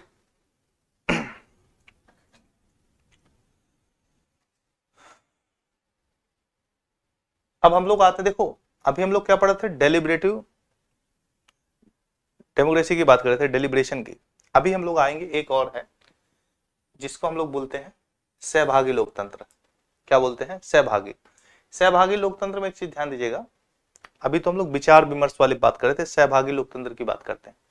सहभागी लोकतंत्र में ध्यान दीजिएगा, इसमें जैसे कोई पूछ रहा था, कल ही पूछ रहे थे ना क्या लिखा है, सारिन वाला टर्म हिंदी में रिपीट करें, क्या है, देखिए इसमें लिखा तो हिंदी इंग्लिश बराबर तो है, क्या कौन सा टर्म पूछ रहे हैं दीपेश जी,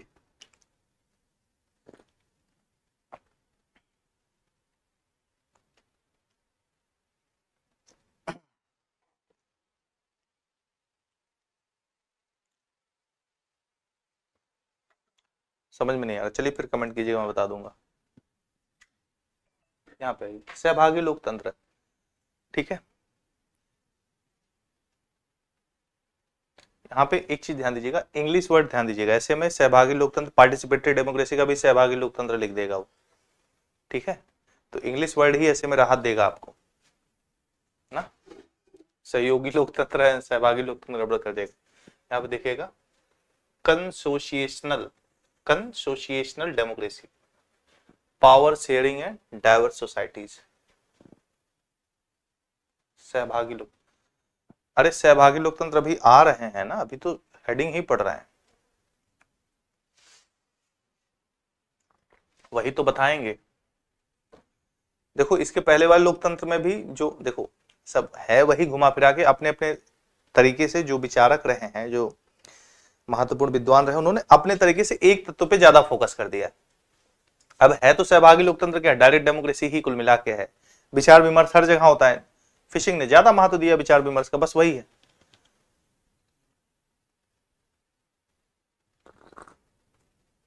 जो 3-4 लोग मिलकर करते हैं, नहीं और भी लोग हो सकते हैं, 3-4 क्या, 3-4 क्या ना, यहाँ पे देखिएगा वैसे लिखा भी है, ये नोट्स ही है ना। सहयोगी लोकतंत्र एक शासन का मॉडल है, ध्यान दीजिएगा, ये लिखा है, बहु सांस्कृतिक बहुजातीय बहुलता समाज में स्थित सरकारें बनाने के लिए डिजाइन किया गया है ना, प्लूरिस्टिक सोसाइटीज के लिए है ये, ठीक है ना। प्लूरल चीज को ज्यादा महत्व देगा, बहुसंख्या या बहुवाद को ज्यादा ध्यान देता है। जहां पे ये सहभागी लोकतंत्र, ये वही लोकतंत्र है, ध्यान देना, जैसे हम जब बात कर रहे थे इसमें आप देखोगे आरेंट लिचफार्ड का नाम इंपॉर्टेंट है। सहभागी लोकतंत्र जैसे हमने शुरू में देखा था कि चलो ठीक है, हमने माना कि 3 कैंडिडेट, जैसे एक सदस्य से first pass the post system प्रणाली में हम देख रहे थे कि एक ही कैंडिडेट एक जगह से खड़ा हो रहा है, तो बाकी के 65% छूट जा रहे हैं। तो उसमें हमने क्या किया कि चलो ठीक है 3 कैंडिडेट को खड़ा कर दें, लेकिन बात 3 तक थोड़ी है। छोटे मोटे समुदाय, जैसे हमने बोला कि भाई आप प्रतिनिधित्व लाने की बात करो धर्म के आधार पर, तो हिंदू मुस्लिम कर दो, बहुत हो सिख कर दो, लेकिन पारसी ईसाई और भी ऐसे छोटे छोटे छूट जाएंगे, उनका क्या ना, जिनकी संख्या ही 10 है कुल मिला के 10,000 में, उनका क्या। तो सहभागी लोकतंत्र इस प्रकार से विविधता को साथ में लेके चलने वाला लोकतंत्र है, ठीक है, विविधता में झगड़ा लगाने वाला लोकतंत्र नहीं। सरल भाषा में अगर मैं बता दूं, ये वो लोकतंत्र है, ठीक है ना, ध्यान दीजिएगा, विविधता में झगड़ा लगाने वाला नहीं है, मल्टी एथनिक ना, मल्टी एथनिक्स है, मल्टी कल्चरल है ना। और उसमें भी क्या सबसे इंपॉर्टेंट चीज, स्टेबल गवर्नमेंट की बात करता है, ठीक है, स्टेबल गवर्नमेंट ना, प्लूरलिस्टिक सोसाइटी में कैसे लेके स्टेबल गवर्नमेंट आप चलोगे, ये महत्वपूर्ण है। इसका एक मॉडल है कि कैसे बेहतर तरीके से, कैसे मतलब एक ऐसी गवर्नमेंट, ऐसा सिस्टम डिजाइन किया जाए जिसमें विविधता के साथ एकता लेके चला जाए, हर वर्ग को महत्व दिया जाए, पावर शेयरिंग हो जाए सबके बीच में, जितने भी लोग हैं सबको अपना वो भी मिले और शेयरिंग भी हो जाए। ये एक मॉडल है बस उसी प्रकार का, ठीक है, जैसे कि डेलिब्रेटिव डेमोक्रेसी का था। बहुसंख्यक लोकतंत्र के विपरीत, बहुसंख्यक लोकतंत्र में क्या होता है आप देखोगे ना, जो हमने पढ़ा था मेजोरिटोरियन डेमोक्रेसी की जब हम बात करें तो इसमें यही था कि भाई जो ज्यादा वोट पाले वही करेगा। अब ज्यादा में 35% 40% पा गए, बाकी का क्या, उस कमी को दूर करने का ये एक प्रयास है, कह सकते हैं ना। तो विविध समाजों के भीतर सद्भावना को बनाए रखने के लिए साझाकरण का है। इसमें जो प्रमुख रूप से योगदान आता है इस मॉडल को डेवलप करने में, इसके बारे में, मॉडल तो पहले भी रहा है लेकिन इसके बारे में विशेष योगदान आधुनिक समय में देने में अगर देखा जाए तो आधुनिक डेवलपमेंट जो है, आरेंट लिचफार्ड का नाम आता है। अब क्वेश्चन यही आएगा, कई बार मिलाने के लिए दे देगा, डेमोक्रेसी लिख देगा और उसके आगे नाम लिख देगा, मिलाओ, ऐसे ही सवाल आते हैं, ठीक है, सवाल ऐसे ही पेपर में आते हैं। अब ये आपको पता होना चाहिए, समझ में आया। परिभाषित तो इसको सहयोगी लोकतंत्र के रूप में परिभाषा दी गई है, सहयोग में साथ में ना। तो यहां पे देखिए इसमें सबसे बड़ी चीज है कि एग्जीक्यूटिव पावर शेयरिंग होती है, यानी कि पावर शेयरिंग यानी शक्ति का साझाकरण हो रहा है। तो विभिन्न समूहों में शासन के लिए क्या होता है कि बहुलवादी समाज में नेताओं के बीच अलग अलग नेता अलग अलग वर्ग से आएंगे, हर समूह से, और उनके बीच सहयोग की बात होगी, ठीक है, सहयोग और समन्वय की बात होगी, उनको सहयोग करना पड़ेगा इस चीज पे, ठीक है। इसमें सेगमेंटल ऑटोनॉमी होगी, यानी कि हर नेता अलग अलग सेगमेंट से आएगा ना, एक ही नेता थोड़ी रहेगा, एक संसदीय क्षेत्र से एक थोड़ी रहेगा, उससे हो सकता है 4-5 लोग आए, तो अपने क्षेत्र में वो स्वायत्त होगा, उसमें किसी और का हस्तक्षेप नहीं होगा, कुछ कुछ प्लेटो वाला हिसाब, ठीक है। तो अल्पसंख्यक शासन को प्रोत्साहित करता है कि जो अल्पसंख्यक का मतलब जो संख्या में कम हो, भाषा के आधार पर, धर्म, जाति, किसी आधार पर, उनको प्रोत्साहित करेगा। ठीक है। समान हितों पर निर्णय सामूहिक, बोलते हैं कि जो हित कुछ, देखो कुछ तो होंगे कि भाई विशेष वर्ग के लिए होंगे, महिला बच्चों के लिए या फिर किसी भी आधार पर, तो उस पर तो स्वायत्ता देगा, लेकिन कुछ हित सामान्य हित के होंगे तो सामान्य रूप से निर्णय लिए जाएंगे, जैसे देश के बारे में, समाज के बारे में, वो सामान्य रूप से लिए जाएंगे। ये कुछ एक मॉडल की खासियत है। बस यहाँ पे ये हेडलाइंस याद रखिएगा, आपका दिमाग चलता रहेगा। समझ में आ रहा है? ये समझाने वाली बात है। आनुपातिक प्रतिनिधित्व तो होगा ही, प्रोपोर्शनल रिप्रेजेंटेशन नहीं होगा तो एक क्षेत्र से बहुत से लोग आएंगे कैसे? अनुपात में आएंगे ना, जिस अनुपात में जिसका प्रतिनिधित्व उस अनुपात में उसके लोग आएंगे। पारस्परिक वीटो होगा। अब ये क्या है? म्यूचुअल वीटो राइट्स, ये इंपॉर्टेंट है। म्यूचुअल वीटो राइट्स ये है कि भाई जैसे मान के चलो कि आप किसी गारो खासी जयंती, उधर मान लो खासी जयंती या समूह के से आप आते हो, कोई ऐसा बिल विधेयक ऐसा काम है जो खासो जयंती के लिए बड़ा खतरनाक है, या उनकी संस्कृति और महत्व को या फिर कम दिखाता है या उनको क्षति पहुंचाता है, ऐसी स्थिति में आपके पास, वीडियो रुक गया है,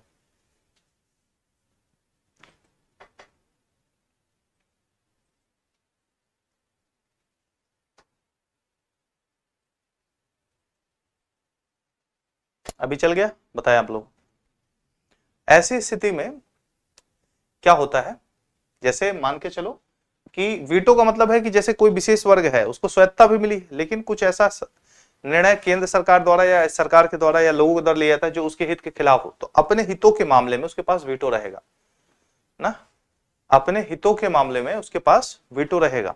ठीक है, ये है यहाँ पे पारस्परिक वीटो पावर ना। समझ में आया ना क्या है? तो ये बस आपको दिमाग में रखना, किसने दिया, क्या है, ये आपके दिमाग में होना चाहिए, यही सब आता है। ठीक, और कुछ थोड़ी पेपर में अलग से आता है, ये तो फिर भी हम लोग चल रहे हैं। अब यहाँ पे देखिए लिचफार्ट ने कुछ अलग अलग इनकी किताबें हैं, इंग्लिश वाला देखिए, हिंदी वर्जन नहीं देखना है, वो एआई से ट्रांसलेट है तो किताब का नाम भी ट्रांसलेट कर दिए, किताब तो इंग्लिश में ही आएगी ना।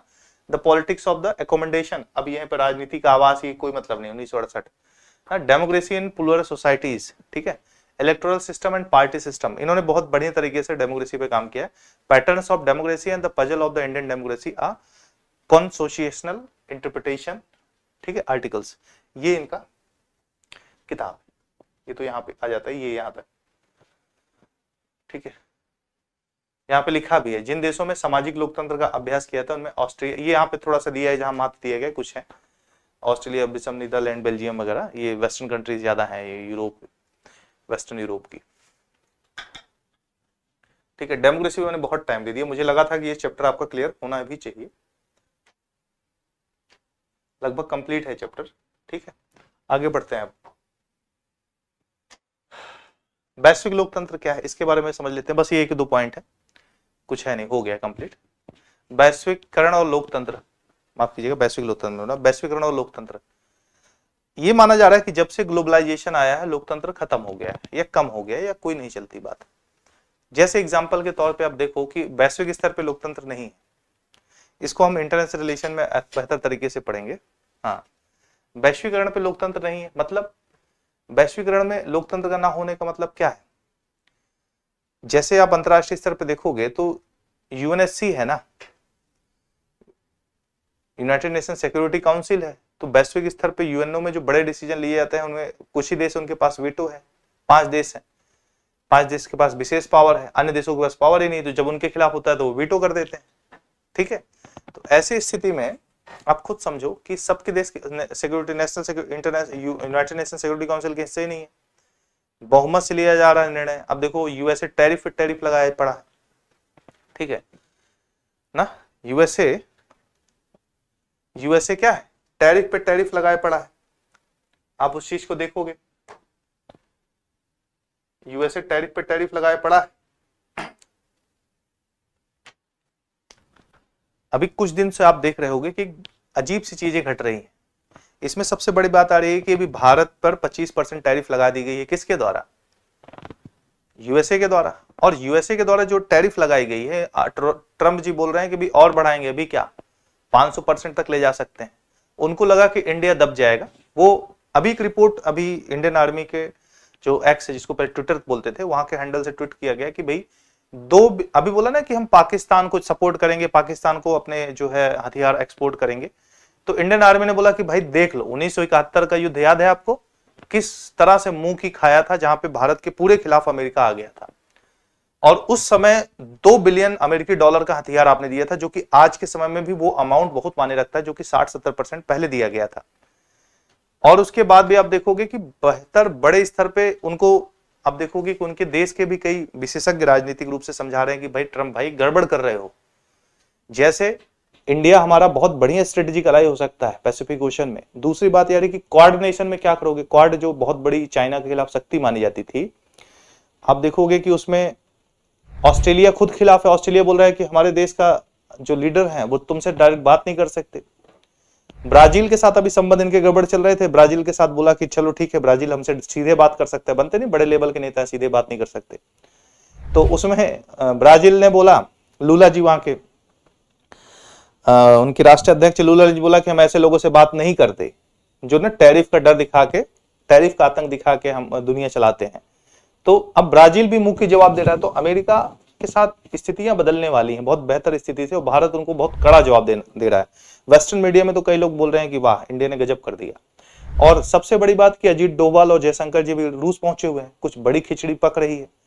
तो अब वो भारत नहीं है 1971 का, या फिर 1998 में जब उन पे सैंक्शंस लगा दिए गए थे, जो हमारा न्यूक्लियर टेस्ट हुआ था, वो भारत नहीं है। अब अमेरिका और वेस्टर्न कंट्रीज को ये समझना चाहिए कि भारत की स्थिति बदल चुकी है, और खासकर अब जो है एक किसी भी देश का आधिपत्य नहीं स्थापित हो सकता ना। अब मल्टीपोलर वर्ल्ड है और उसी हिसाब से चीजें चलेंगी।